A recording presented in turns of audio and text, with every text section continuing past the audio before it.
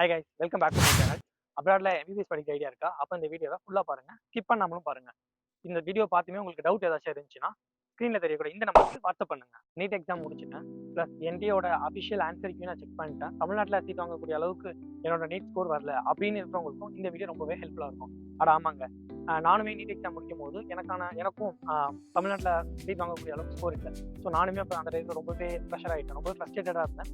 அப்போ தான் எனக்குள்ள ஒரு விஷயம் தோணுச்சு, நம்ம ஏன் பேசாமல் அப்ராடில் போயிட்டு நம்ம எம்பிபிஎஸ் பண்ணக்கூடாது அப்படின்னு தோணுச்சு. ஸோ நான் இந்த முடிவு பண்ணதுக்கப்புறம் தான் நான் அப்ராடில் படிக்கக்கூடிய சோர்சஸ் எல்லாத்தையுமே நிறைய சர்ச் பண்ண ஆரம்பித்தேன். அப்படி சர்ச் பண்ணும்போது எனக்கு வந்து ஜார்ஜியா, வியட்நாம், பிலிப்பைன்ஸ் இந்த மாதிரி கண்ட்ரிலலாம் எம்பிபிஎஸ் படிக்கலாம் அப்படிங்கிறது வந்து எனக்கு தெரிய வந்துச்சு. ஸோ அதுக்கப்புறம் நான் என்ன பண்ணேன்னா, எவ்வளோ ஃபீஸ் இருக்கும், எவ்வளோ எக்ஸ்பென்ஸ் ஆகும், அதை பற்றின ஒரு டவுட்ஸ் வந்து எனக்குள்ள நிறையாவே இருந்துச்சு.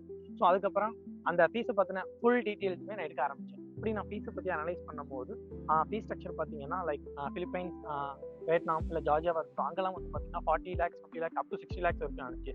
ஸோ அப்போ என்னோட ஃபேமிலி இந்த சுச்சுவேஷனுக்கு 40 lakhs 60 lakhs வரைக்கும் ஸ்பெண்ட் பண்ணி படிக்க முடியுமோ அப்படின்னு யோசிக்கும் போது எனக்கு ரொம்பவே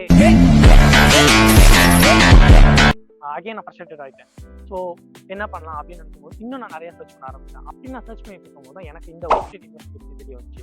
ஆமாங்க, இந்த ஓஸ்டேட் யூனிவர்சிட்டி வந்து கிர்கிஸ்தான் சொல்லக்கூடிய கண்ட்ரியில் லொக்கேட் ஆகிருக்குது. ஸோ அப்படி நான் சர்ச் பண்ணிட்டு இருக்கும்போது ஒரு கன்சல்டன்சி மூலியமாக தான் இந்த காலேஜ் பற்றி நான் தெரிஞ்சுக்கிட்டேன். கன்சல்டன்சி மூலியமாக தெரிஞ்சுக்கிட்டதுனால எனக்கு வந்து ஒரு பெரிய ஹோப் இல்லை. ஏன்னா என்னோட ஃப்ரெண்ட்ஸ் எல்லாருமே கன்சல்டன்சி மூலியமாக தான் போயிட்டு ஜாயின் பண்ணாங்க. ஸோ அந்த கன்சல்டன்சி மூலியமாக அவங்களுக்கு ஏதாச்சும் யூஸ் இருக்காங்கன்னா எந்த யூஸுமே இல்லைங்க. ஸோ நான் அடுத்து என்ன பண்ணேன்னு யோசிக்கும் போது தான் இங்கே படிக்கக்கூடிய ஒரு சீனியரோட கான்டாக்ட் எனக்கு கிடச்சிச்சு.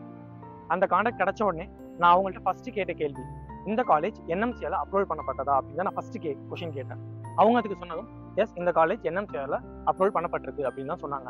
அதுக்கப்புறம் நான் செகண்ட் அவங்கள்ட்ட கேட்ட கொஷின்ஸ், இங்கே மோட் ஆஃப் டீச்சிங், அதான் என்ன லாங்குவேஜ்ல டீச் பண்றாங்க அப்படின்னு கேட்டேன். பிகாஸ் லாங்குவேஜ் ரொம்ப முக்கியம் ஒரு எம்பிபிஎஸ் ஸ்டூடெண்ட். ஸோ நான் அவங்கள்ட்ட கேட்கும்போது அவங்க சொன்னது, நீங்க இங்கிலீஷ்ல தான் டீச் பண்றாங்க, ஸோ உங்களுக்கு லாங்குவேஜ் பற்றின எந்த ஒரு பயமும் தேவையில்லை அப்படிங்கிற விஷயத்தையும் சொன்னாங்க.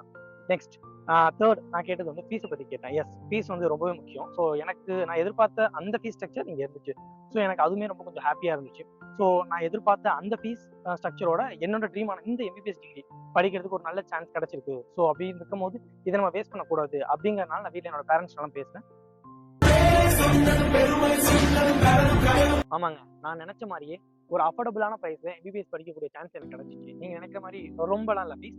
20 lakhல எம்பிபிஎஸ் படிக்க முடியும்னா உங்களால் நம்ப முடியுதா? ஆமாங்க, இங்கே ஓஸ்டேட் யூனிவர்சிட்டியில் 20 lakh இருந்தால் போதும் உங்களால் எம்பிபிஎஸ் டிகிரியை படிச்சு முடிக்க முடியும். பட் 20 lakhs தானே இருக்கு ஃபீஸ், இங்கே குவாலிட்டி ஆஃப் ஸ்டடி எப்படி அப்படிங்கிற டவுட் உங்களுக்கு மட்டும் இல்லை, எனக்குமே அந்த டவுட் வந்துச்சு.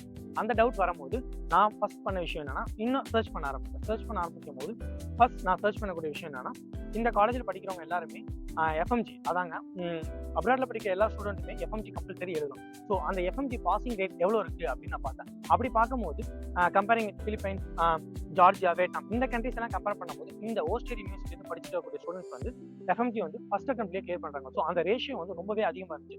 ஸோ அப்போ எனக்குள்ள ஒரு கான்ஃபிடன்ஸ் ரொம்பவே அதிகமாக இருந்துச்சு. நம்ம இந்த காலேஜ் கண்டிப்பாக சூஸ் பண்ணலாம், நம்ம படிக்கலாம் அப்படிங்கிற ஒரு கான்ஃபிடன்ஸ் எனக்குள்ள ரொம்ப அதிகமாக இருந்துச்சு. ஸோ அதுக்கப்புறம் தான் ஃபர்தராக நான் இங்கே அட்மிஷன் பண்ணக்கூடிய ப்ராசஸ் தான் ஸ்டார்ட் பண்ணேன். ஸோ உங்களுக்கும் என்ன மாதிரியே லோ ஃபீஸில் எம்பிபிஎஸ், அதாவது உங்களோட ட்ரீம் சொல்லக்கூடிய எம்பிபிஎஸ் டிகிரி படிக்கிற ஆளுங்க தான் நான் ஆல்ரெடி ஸ்க்ரீனில் கொடுத்துருக்கேன் இந்த நம்பருக்கு வாட்ஸ்அப் பண்ணுங்கள். இன்னும் இந்த காலேஜை பற்றின ஃபீஸ் டீட்டெயில்ஸ் எல்லாமே உங்களுக்கு இன்னும் டீட்டெயில்டாக என்னால் எக்ஸ்பிளைன் பண்ண முடியும்.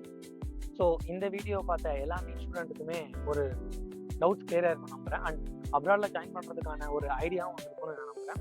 And one more thing, MBBS வந்து நம்ம அப்ராடில் பண்ணுறதுக்கும் இந்தியாவில் பண்ணுறதுக்கும் என்ன டிஃப்ரென்ஸ், என்ன பெனிஃபிட், இது எல்லாமே நம்மளோட சேனலில் அப்கமிங் வீடியோஸில் பார்க்கலாம். ஸோ அதுக்கு நீங்கள் பண்ண வேண்டியதெல்லாம் ஒன்றே ஒன்று தான், மறக்காமல் நம்ம சேனலை சப்ஸ்கிரைப் பண்ணிக்கோங்க, பெல் ஐக்கானையும் கிளிக் பண்ணிக்கோங்க. ஓகே கைஸ், பாய்.